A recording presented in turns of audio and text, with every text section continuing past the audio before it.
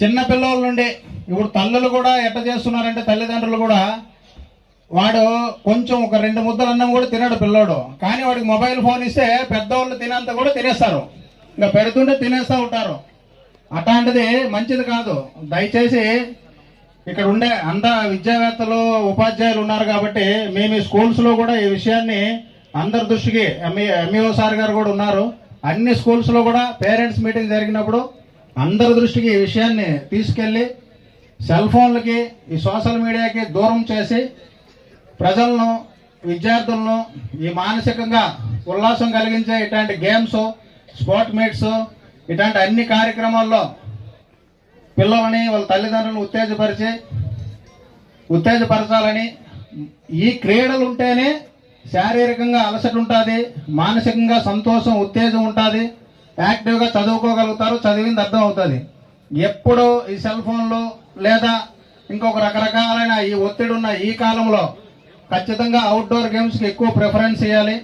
ఇట్లాంటి ఇక మంచి కార్యక్రమం ఏర్పాటు చేసిన ఈ యొక్క ఆర్గనైజర్స్కు, ఈ కార్యక్రమానికి విచ్చేసిన మన ఎమ్మెల్యే సార్కి మరొకసారి ధన్యవాదాలు తెలుపుకుంటూ సెలవు తీసుకుంటాం. గుర్తు చేసుకుని సార్ ఒక్క విషయం సార్, మాకు సిఐ సార్ను చూసిన తర్వాత నాకు గుర్తొచ్చింది, ఆయనకి కొద్దిగా సెక్యూరిటీ కల్పిస్తే బాగుంటుందని కోరుకుంటున్నాను సార్.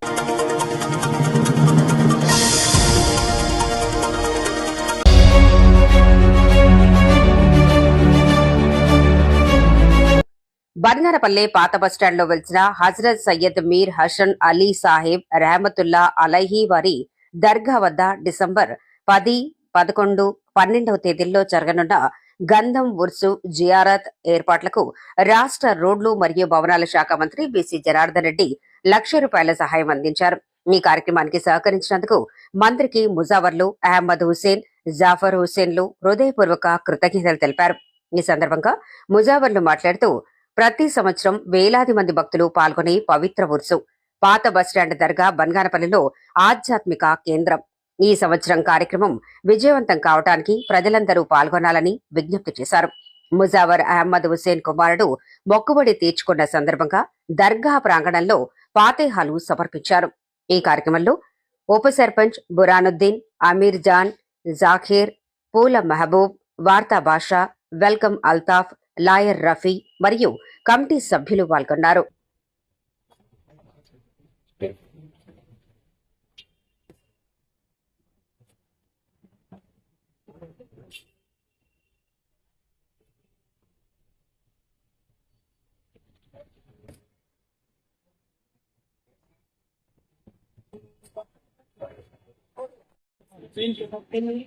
मेरे मौला दरगाह है और राजस्थान दरगाह बना दे मेरे मौला, ये तो हाजिरीन यहाँ आते हैं तो सबका मीर हाथों में तो दरगाह आली फरमा, मेरे मौला इनको सब्र के रहमत नाज़िल फरमा, इसके बारे में करबला के बाद अच्छे अस्सलाम वालेकुम అందరికీ నమస్కారం. నంద్యాల జిల్లా బన్గానపల్లిలో నివసించే హజరత్ సయ్యద్ మీర్ హాషిం అలీ బాబా ఒక గ్రంథము ఉర్సు గొప్ప బహిరంగ జరుగుతున్నది కావున అదేవిధంగా బన్గానపల్లిలో 10, 11, 12 గొప్ప ఖవాలి జరుగుతున్నది. గ్రంథము బన్గానపల్లిలో జండేవాలా సాహెబ్ దర్గా నుండి మేళ తాళాలతో బయలుదేరుతుంది. అదేవిధంగా బన్గానపల్లిలో హజరత్ సయ్యద్ అహ్మద్ బాషా ఖాద్రీ గారి కుమారులు గురు అయిన అహ్మద్ బాషా హుసేన్ బాషా, డాక్టర్ హుసేన్ బాషా ఖాద్రీ, గురులయ జండేవాలా సాహెబ్ చాంద్ బాషా ఖాద్రీ కుమారుల చేతుల మీదుగా ఈ గ్రంథము జరగబడుతుంది. అదేవిధంగా బన్గానపల్లిలో మన మంత్రివర్యులు బీసీ జనార్దన్ రెడ్డి గారు ఏమి గొప్ప ఖవాలీకి పిలుస్తున్నారు. అదేవిధంగా ఖవాలీకి అంతా ఆయన సహకారాలతో జరుగుతుంది. ఖవాలి ఈరోజు పొద్దున అన్నదాన కార్యక్రమం బీసీ జనార్దన్ రెడ్డి చేతుల మీదుగా జరుగుతున్నది. కొన్ని సంవత్సరాల నుంచి బన్గానపల్లిలో అతి ముఖ్యంగా ఈ దేలివాలా సాహెబ్ గ్రంథం ఉరుసు గొప్పగా తాడిపత్రి కానీ, కడప కానీ, కర్నూలు కానీ, నంద్యాల కానీ అందరి ప్రజలు ఈ రావాలని కోరుచు నమస్కారం చేస్తున్నాము. ఇట్లు అహ్మద్ హుసేన్ ముజావర్ अस्सलाम वालेकुम भाइयों। बैगनपल्ली में मीर हाशम अली साहब की दरगाह, दहली वाले साहब इनका नाम है, इनका लक़ब है। और इस दरगाह का उरूस हर साल बहुत शान और शौकत से बनाया जाता है। और इस दरगाह में उरूस और संदल को और हिंदू मुस्लिम शिया सुन्नी सब मिलके इस उरूस में और संदल में सब मिलके इस उरूस को और संदल को आलीशान करते हैं।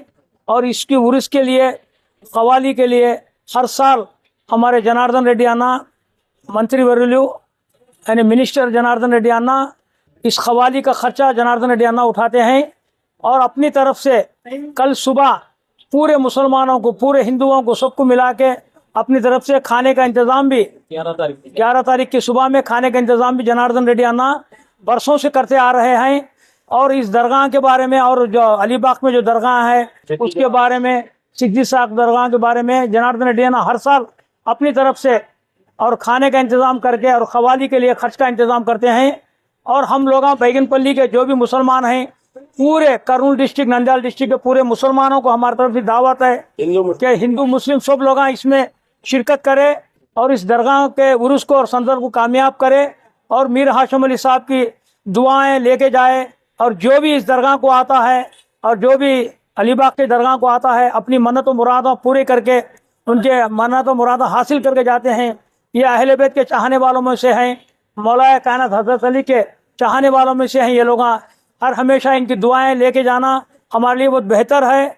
आप लोगों से हम गुजारिश करते हैं कि आप सब मोमिनीन और मुसलमान, शिया सुन्नी हिंदू सबको हमारी तरफ से दावत है कि सब इस उरूस में संदल में शिरकत करके और सवाब दान हासिल करें। दरगाह कमेटी की तरफ से और हमारे पूरे मुसलमानों की तरफ से और जो इस दरगाह के जो खिदमत करते हैं, मुजावर और अहमद हुसैन की तरफ से और बुरहान भाई की तरफ से जो कमेटी मेंटेन करती है, कमेटी की तरफ से डीसी जनार्दन रेड्डी अन्ना को हम शुक्रिया अदा करते हैं कि हर साल इस दरगाह के लिए, हर साल इसकी दरगाह के खर्च के लिए मदद करते हैं और बरसों से करते आते हैं। और उम्मीद है कि जहाँ तक हो सके इन मदद करते ही रहेंगे, बल्कि हम उम्मीद करते हैं।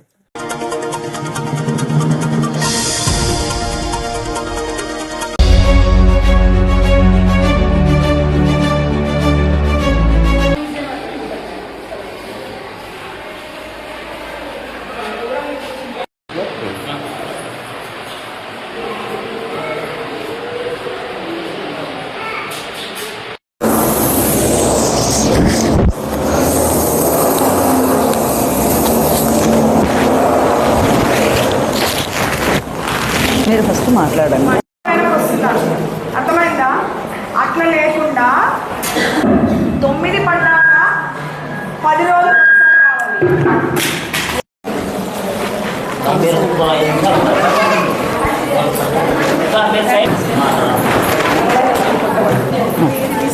రవి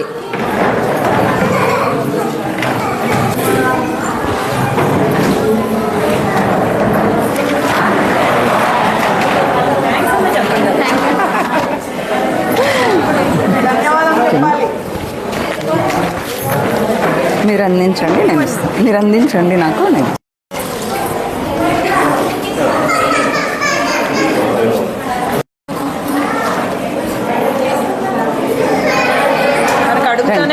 ఉమా గారికి, మిగతా డాక్టర్స్కి అందరికీ నమస్కారం, విలేకరులకి నా నమస్కారం.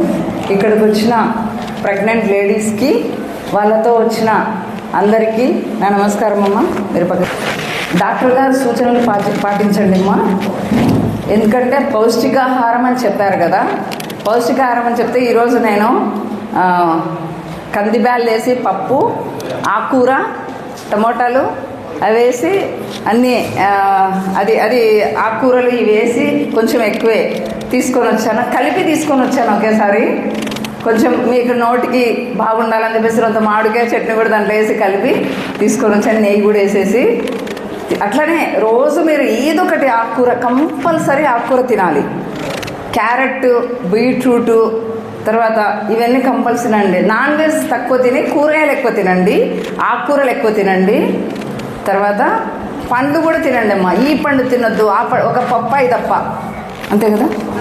పప్పాయి ఇంకోటి అనాస కదా, పప్పాయి, పైనాపిల్ పప్పాయి పైనాపిల్ తప్ప వస్తుంది. అన్నీ తినండి.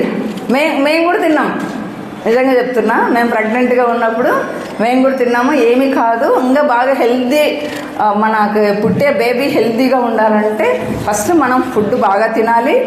తర్వాత ప్రతిరోజు మనసు ప్రశాంతంగా పెట్టుకోవాలి.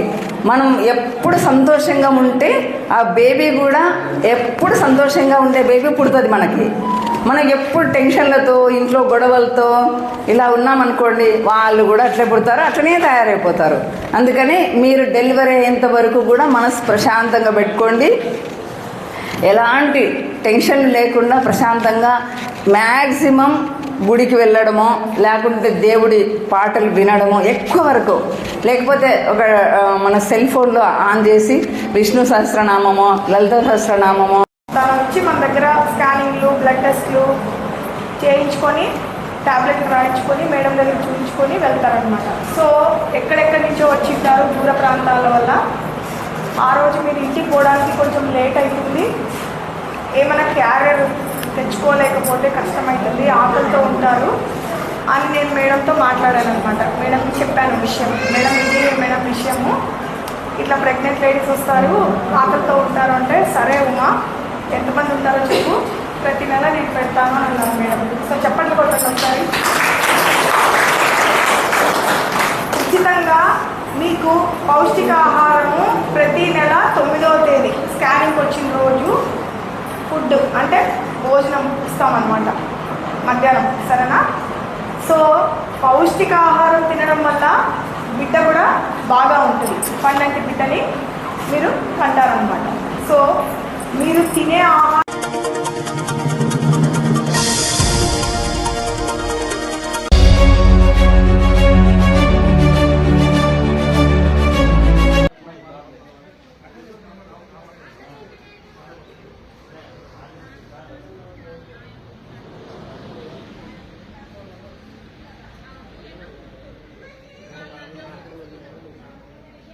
ఆలయ ప్రధాన కార్యదర్శి అయినటువంటి సుబ్రహ్మణ్యం గారిని నేను ఆహ్వానిస్తున్నానండి.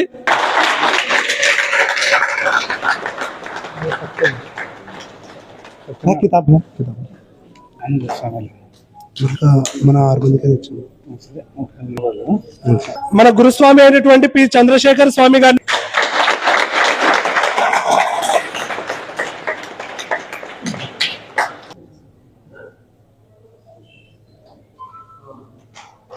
చిన్ని కృష్ణ గారిని కూడా వేదిక మీద కావాలి.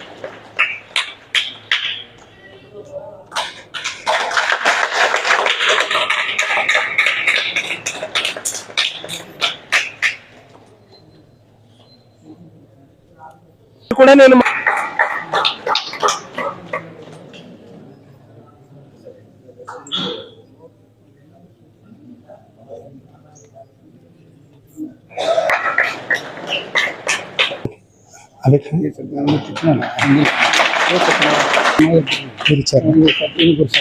మరో గురుస్వామి అయినటువంటి శ్రీ ఏ సత్యనారాయణ కూడా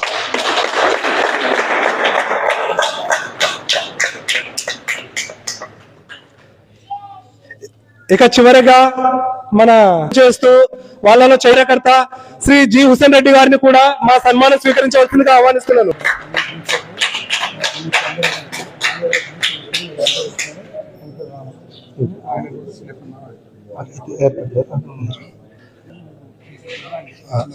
రాము కదా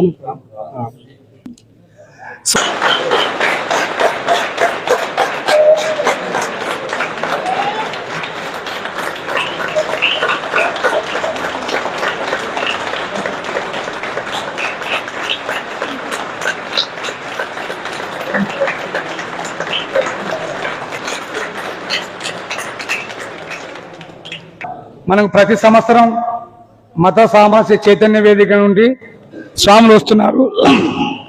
మనకు ఇప్పటికే ప్రెసిడెంట్ నూర్ అహ్మద్ స్వామిని మా చిన్న సన్మానం తీసుకోవాలని కోరుతున్నాము.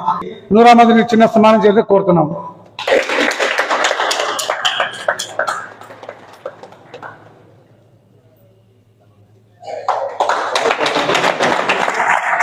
చైతన్య వేదిక వైస్ ప్రెసిడెంట్ గౌడ్ గారిని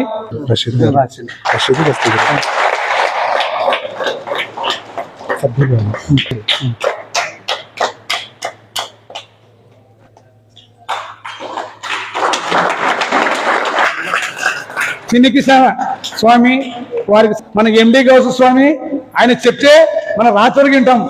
సభయాకాలంగా చెప్పలేదు, మొత్తం ఆయనకు మొత్తం క్షుణ్ణంగా భగవద్గీత బట్టి పట్టాడు. భగవద్గీతలో ఎన్ని శ్లోకాలు అన్ని బట్టి పట్టాడు స్వామి శరణం. ఆయనకు ఆ జ్ఞానం ఇచ్చాడు. ఆ అయ్యప్ప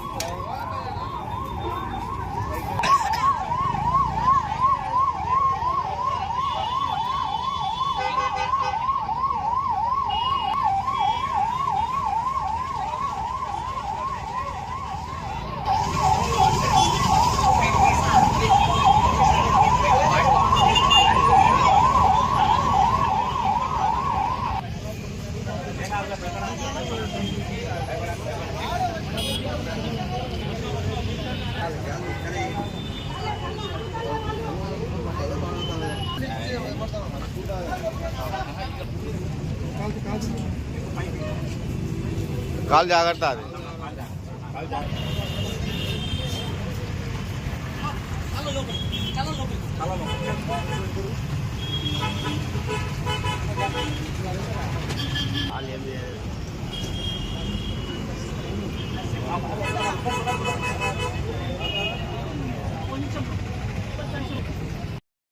సార్ ఏం చేసినంటే ఇద్దరు దిగిన తర్వాత ఒక ఆటో కానీ వచ్చా, ఇద్దరు ప్యాసింజర్ దిగి ఇచ్చి వదిలేస్తే మంచి స్పీడ్ వచ్చి ఈ ర్యాకెట్ టచ్ అయ్యి అది బస్కి కొంచెం క్రాస్ కొట్టి కరెక్ట్ టైర్ కడవనా సార్ ఆయన కాలు బండి కడవనా నేను ఉన్నా. తెలుసా నాకు తెలుసా, నాది గుళ్ళ ఇక్కడ దేవనకొండ మడం ఉన్నది. నేను పాపని ఇక్కడ శనివేళ కడ పాపని శనివేంటి సార్. ఈ బస్సులో పోయినా ఈ బస్సులో వచ్చి వచ్చేటప్పుడు ఈ బస్సులో వచ్చిన. మీరు ఎక్కడ ఎక్కినారు బస్సు? నేను సిరివేళ కాడ ఎక్కిన, నా బిడ్డని అందరినీ మోడల్ స్కూల్లో నుండి ఆడ ఇడిచి ఎక్కినా సార్. ఆయన చాలా స్పీడ్ వచ్చా, ఏమేమి ఆయన అనుకున్నాను మధ్యలో. ఆయన ప్రాణం నాదైన ప్రాణం సార్. ఏమిట్లు వచ్చినాడు? నడిచి వచ్చా అక్కడ స్పీడ్ వచ్చి ఏముండదు పడని కూర్చోటను చాలా స్పీడ్ వచ్చాగా. ఏమైనట్టే ఇద్దరు వాళ్ళండి పక్కన ఇటు వచ్చేటప్పుడు ఏమి ఎప్పటి వస్తాడని కొట్టని అన్నిటి అడుగులా తిరిగి బస్సు తిరిగి పడి కాలు పడగా చూసిన బాగా బస్ కింద కాలు పడింది. బస్సు కింద కాలు పడుతుంది పడేసారి చల్లగా ఇది పెద్ద తెగింది.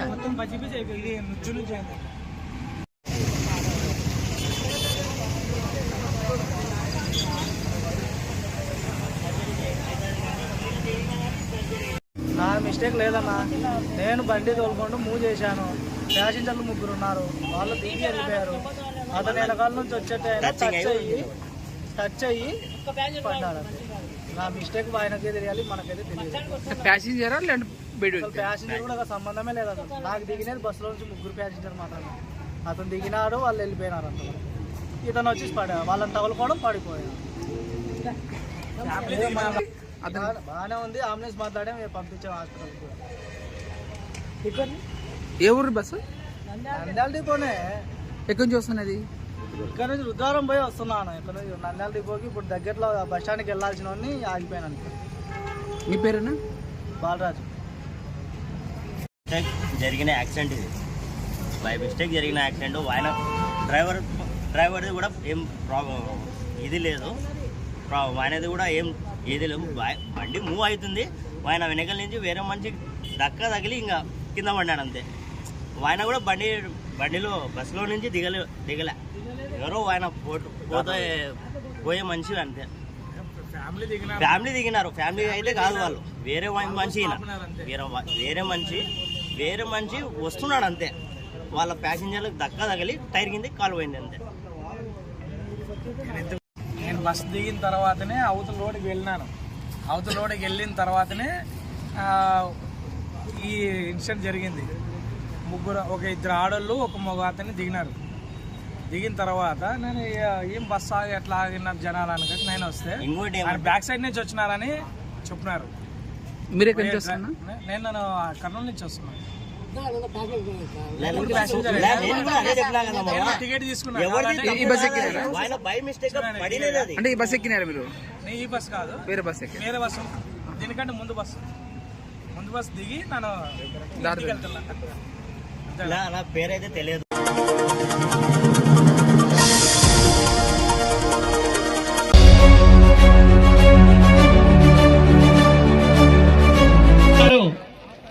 మైదానంలో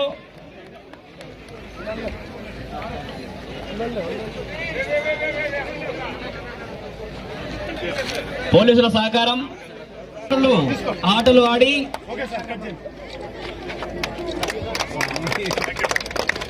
సిఐ సార్ గారు, సిఐ గారు, ఎస్ఐ గారు, కానిస్టేబుల్, సమస్త అధికారం రంగం విద్యాశాఖ తరఫున గట్టు సోమశేఖర్ గారు, అబ్రహాం సార్ గారు ఆటలను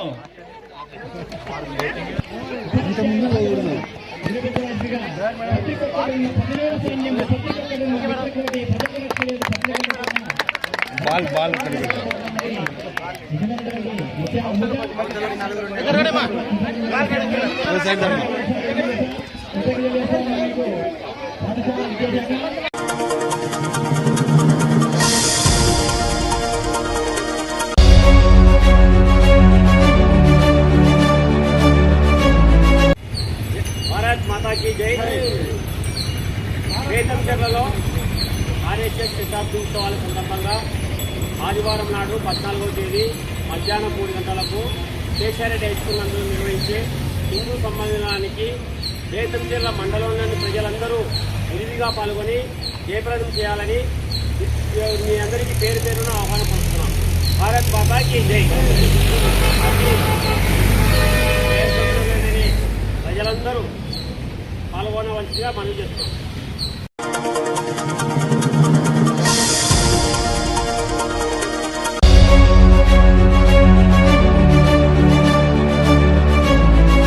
వేదికను అలంకరించిన శ్రీ అయ్యప్ప స్వామి గుడి సెక్రటరీ అయినటువంటి బచ్చు సుబ్రహ్మణ్య శాస్త్రి స్వామి గారిని, మత సామరస్య చైతన్య వేదిక అధ్యక్షులు నూర్ అహ్మద్ గారికి, సెక్రటరీ జైన్ గౌడ్ గారికి, నా మిత్రుడు రామకృష్ణకు, ఆకానికి, గురుస్వాములందరికీ, నా తోటి మిత్రులకు, దీక్షలో ఉన్న మాలాధారులైనటువంటి అయ్యప్ప భక్తులందరికీ నా నమస్కారాలండి.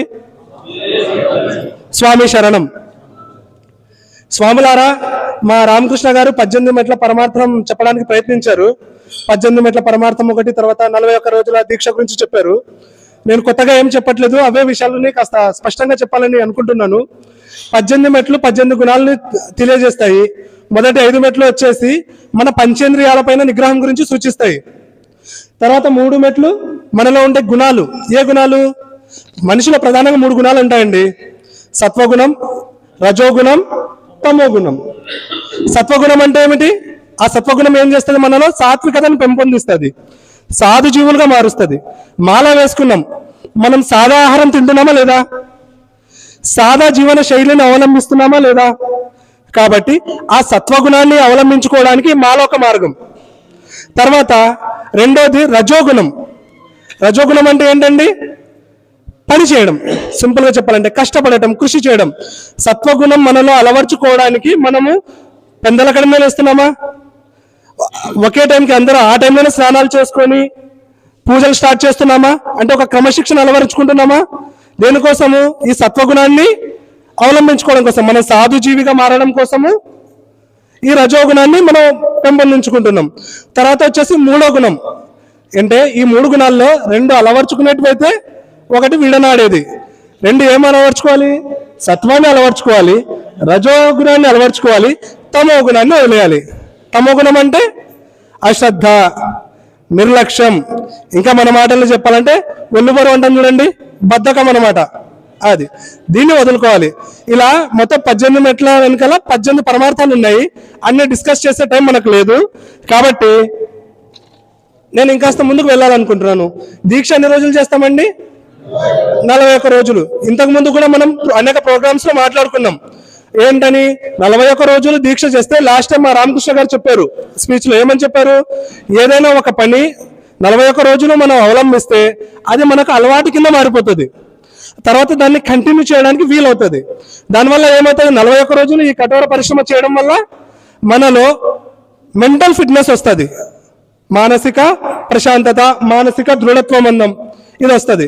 రెండోది వచ్చేసి ఫిజికల్ ఫిట్నెస్ వస్తుంది. ఏంటి? రోజు పొద్దున్న లేస్తున్నాం, మంచి ఆహారం తింటున్నాం, లైట్ ఫుడ్ తింటున్నాం, మన హార్డ్ ఫుడ్ తినం, 2 పూటల టిఫిన్ తింటున్నాం, 1 పూట మధ్యాహ్నం పూట మాత్రమే భోజనం చేస్తున్నాం. అంతే కదా? రియాలిటీ అదే కదా? అంటే ఏంటి? మనము మన బాడీకి హాని చేసే స్మోకింగ్, ఆల్కహాల్, లేకపోతే మాంసాహారమైన అతిగా తీసుకుంటే అది కూడా విషయమే కదా. వీటన్నిటిని వదిలేసి సాధు భోజనం చేస్తున్నాం. సో ఇదంతా ఒక ట్రైనింగ్ అని చెప్పారు మా రామకృష్ణ గారు. ఈ 41 రోజులు ట్రైనింగ్ తీసుకుంటాం అని చెప్పారు. దీనివల్ల మానసిక, శారీరక, తర్వాత ఆత్మకు సంబంధించి ఆధ్యాత్మిక, మనము ఆధ్యాత్మికంగా కూడా స్ట్రాంగ్ అవుతున్నాం. ఈ 3 ఫిట్నెస్ లను మనం సాధిస్తున్నాం. సరే, ఓకే, బాగానే ఉంది. అంటే ఏంటి? ప్రతి పని ఏదైనా చేస్తున్నంటే దాని ఉద్దేశం, దాని సారాంశం, దాని నెక్టర్ పాయింట్ ఇంగ్లీష్ లో చెప్పాలంటే ఒకటి ఉంటది. ఈ 41 రోజుల దీక్ష యొక్క నెక్టర్ ఏంటి అని మనం ఆలోచించుకుంటే 42వ రోజు దర్శనానికి బయలుదేరడం అండి, శబరిమలకు. అంతే కదా? అంటే 41 రోజులు మనం ఇక్కడ ప్రాక్టీస్ చేస్తే 42వ రోజు మనం అర్హత పొందినట్లు అన్నమాట. మనకు ఒక సర్టిఫికేట్ వచ్చినట్టు. ఇప్పుడు నా మనసు మారింది, నా దేహము సహకరిస్తుంది కాలినడకన వెళ్ళడానికి. తర్వాత వచ్చేసి నాలో ఆధ్యాత్మికత, నా దగ్గర నిలవడానికి శక్తి లేదు, ప్రయాణించడానికి డబ్బు లేదు, అయినా ఆ దేవుడి మీద ఉండే నమ్మకం, నా ఆధ్యాత్మిక భావం నన్ను నడిపిస్తుంది అనేది వచ్చేసి ఇదొక అర్హత అనమాట. ఈ అర్హత రావడానికి మనం 41 రోజులు ట్రైనింగ్ తీసుకుంటున్నాం. దేనికోసము? దర్శనం కోసం. సరే, ఈరోజు యాక్చువల్గా మా అధ్యక్షులు నాకు చెప్పిన విషయం ఏంటంటే, తమ్ముడు నువ్వు ఎక్కువ మాట్లాడద్దు, 2 విషయాలు చెప్పు. ఒకటి దర్శనం, రెండోది సమదర్శనం అన్నారు. దర్శనం గురించి తెలుసుకున్నాం. ఇప్పుడు చెప్పండి, నేను ఒక ప్రశ్న అడుగుతాను, పక్కన జవాబు చెప్పాలి. 41 రోజుల దీక్ష దేనికోసం? ఇప్పుడే చెప్పాను ఆన్సర్. దేనికోసం అందరు చెప్పాలి. దర్శనం కోసం. దర్శనం కోసం అర్హత పొందడానికి. సరే, మరి అంటే ఏంటి? శబరిమలలో జస్ట్ దర్శనం చేసుకోవడానికి ఇంత పరిశ్రమ అవసరం. మరి దేవదేవుడు మహాదేవుడిని మనం కలుసుకోవడానికి దానికి ఏం అవసరం లేదా? ఏ ట్రైనింగ్ అవసరం లేదా? మనం సచ్చాక దేవుడి దగ్గర పోతాం కదా, అప్పుడు కలుసుకోవాలంటే దానికి ఒక అర్హత అవసరం ఉందా లేదా? ఆ అర్హతను ఏమంటారో తెలుసా? సమదర్శనం.